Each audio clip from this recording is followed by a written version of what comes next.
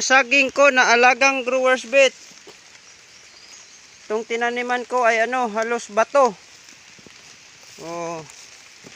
Tingnan nyo. Bato. Yung puno, bato. Yan o. Kaya yung puno ng saging ko, ayan, maliliit. Yan lang, maliliit yung puno ng saging ko. Pero yung bunga, tingnan natin. Kung anong bunga nito na ginamitan ng growers bed. Ano? Yung puno, maliit. Yan ang alagang growers bed na puno. Maliit. Pero hindi yan sa puno yung basihan. Tingnan natin yung bunga. Kung nagawan ba ng paraan ng growers bed. Lumaki bang bunga nito?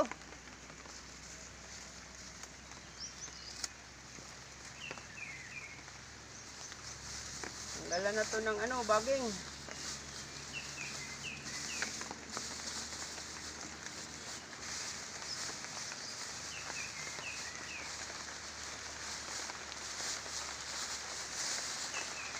Wow!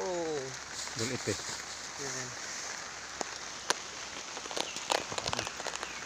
Oh.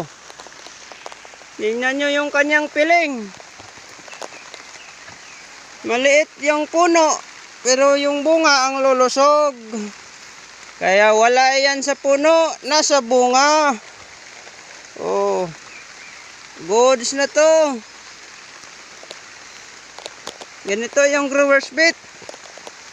Maliit yung puno, malaki yung bunga. Paano naman kung malaki yung puno, yung bunga maliit? Wala ring silbi. Kaya ito, maganda talaga tong growers bed. Oh, tingnan yung puno. Oh, maliit. Oh, yung dahon, kakatingin na to bukas, buhay pa.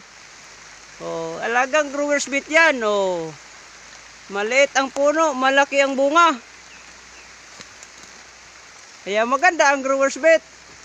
Oh, mayroon pang isa. Akyatin ko.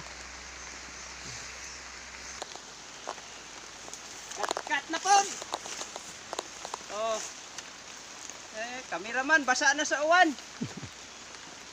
Tarong mo na tong hagdan kay basig. Kuan ta dire. Ito naman eh. Ang hagdan. Tabingi na.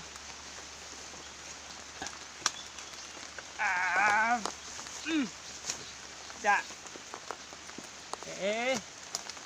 Tingnan din natin to. Tingnan din natin tong maliit na katawan.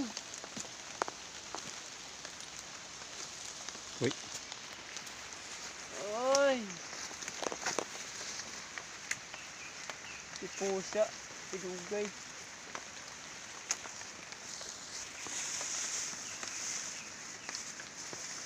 Oh. Igot-igot. Oh. Ganun pa rin. Oh, tingnan yung katawan, ang liit.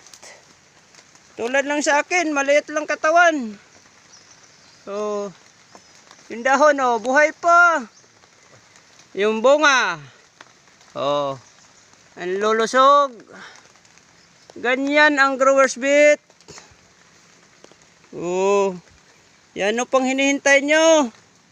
Mag-growers bed na kayo. Maliit ang puno.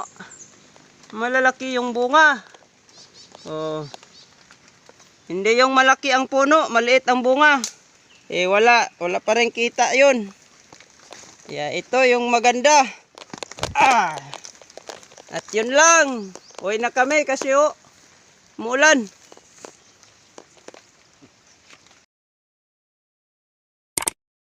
God bless the farmers of this land.